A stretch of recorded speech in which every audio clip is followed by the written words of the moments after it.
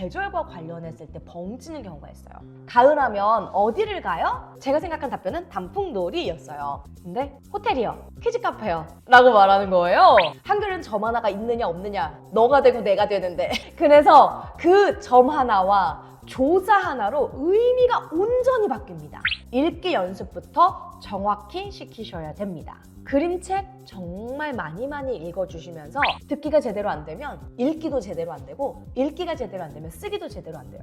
발음 자체를 아나운서처럼 교정할 필요는 없습니다. 정확한 발음을 쓰셔야 발음으로 말을 할 수 있어요. 일단 정확하게 발음을 하려면 1번, 천천히 말해야 합니다.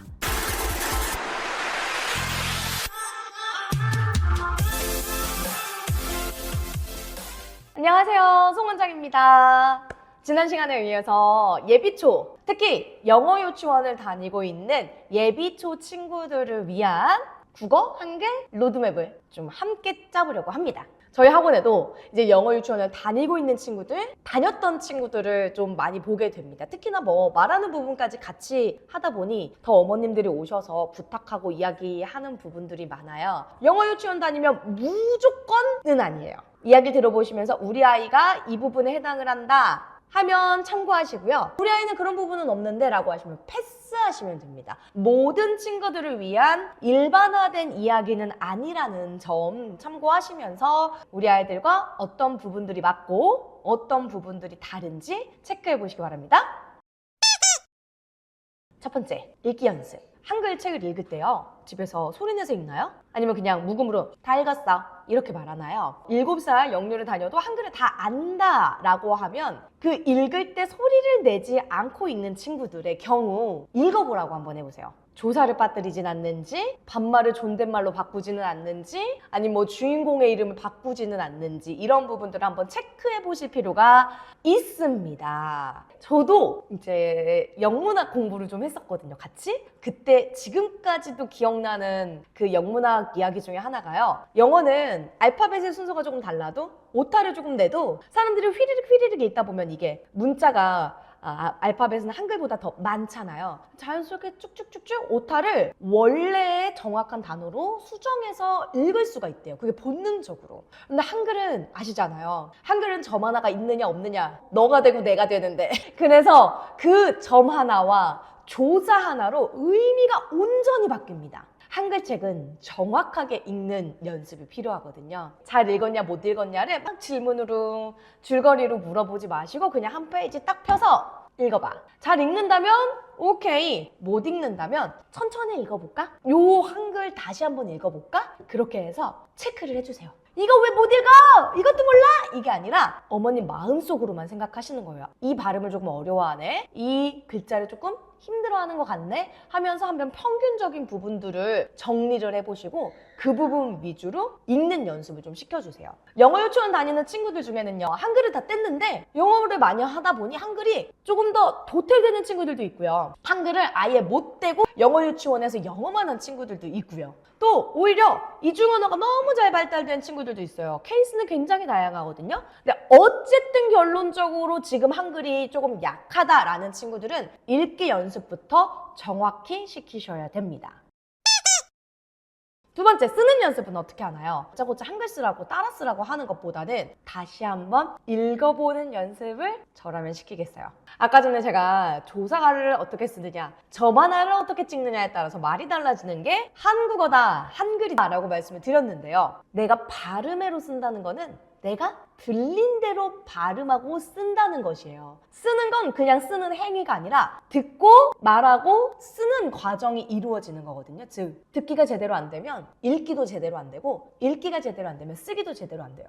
그 중에 하나가 쓰는 부분을 한번 봐보세요. 완전하게 한글을 모르는 경우를 제외하고는 얼추 비슷하게 씁니다. 근데 계속 맞춤법이나 이런 부분에서 정확하진 않더라도 유사할 필요는 있거든요. 어떤 경우냐면요, 우리가 결국에는 한글을 배우다 보면 초등학교 1학년에 들어가면 받아쓰기라는 작업을 합니다. 우리가 듣는 거를 그대로 쓸 수 있느냐, 그리고 정확하게 들었느냐를 체크하기 위한 훈련이에요. 학교 가기 전에 받아쓰기 훈련 우리 많이 하는데 그때는 완벽하게 맞출 필요는 없지만 비슷할 필요는 있어요. 그런데 간단한 단어들 있잖아요. 교정을 해주셔야 됩니다. 특히 과일이라고 써야 되는데 가일이라고 쓰는 친구들이 있어요. 그러면 한번 잘 보세요. 그 친구가 과일이라고 와라는 발음을 정확하게 하는가, 아니면 그냥 가일, 엄마 가일 주세요, 가일 주세요, 이렇게 말하는가를 들어보세요. 그러면 이 친구가 왜 틀리는지 아실 수 있습니다.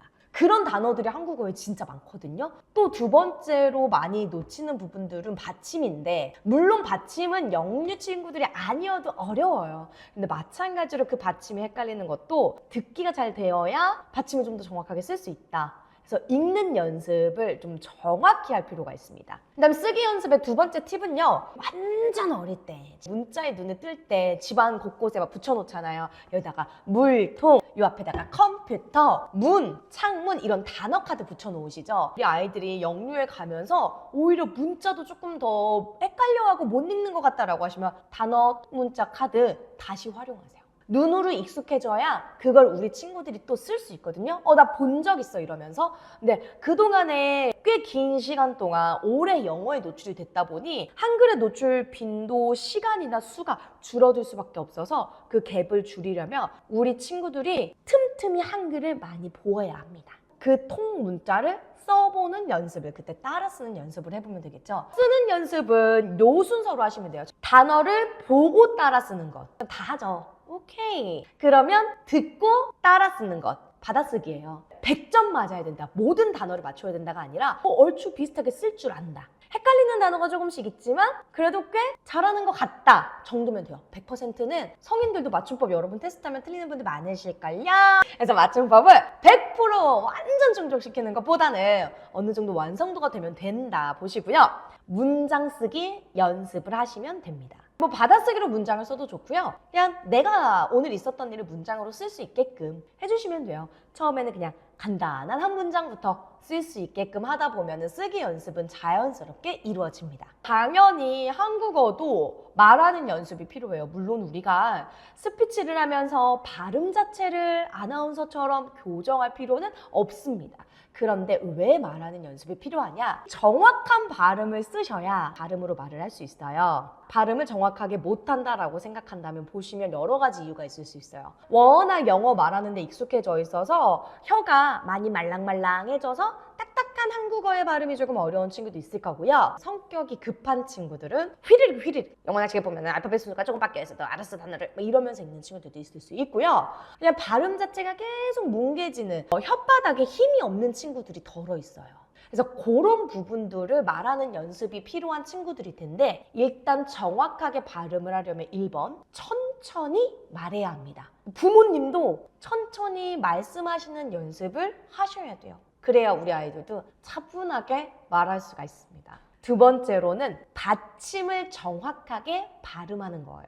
특히 우리나라는 니은, 리을, 미음의 받침이 들어갈 때 비슷하게 들려요. 논, 놀, 놈, 이런 부분들. 받아쓰기를 하거나 글씨를 쓰거나 받침을 쓸 때 보시면 니은, 리을, 미음을 헷갈려하는 친구들이 있는데, 그 니은, 리을, 미음이 정확하게 입천장을 쳤다가 내려올 수 있게끔 니은, 리을, 미음 이게 아니라 정확하게 혓바닥이 느릿하더라도 입천장을 달 수 있게끔 한 번씩 해주시면 돼요. 그런데 이 모든 과정이 스트레스죠. 너 논이라니까? 놀이 아니라고. 논. 노이로제 걸립니다. 그렇게 하시지 마시고 한 번씩 우리 아이가 흘려 지나가면서 말을 했는데 발음이 이상했다 하시면 그때 한 번씩 논 이렇게 짚어주시기만 하면 돼요. 어렵지 않죠? 그냥 단순하게 보면은요, 우리 아이들 맨 처음 말 트이는 연습을 하는 것과 똑같은 과정입니다. 그래서 어렵지 않으니까 천천히 시간을 두고 친구들이랑 이야기 나눠보시면 돼요.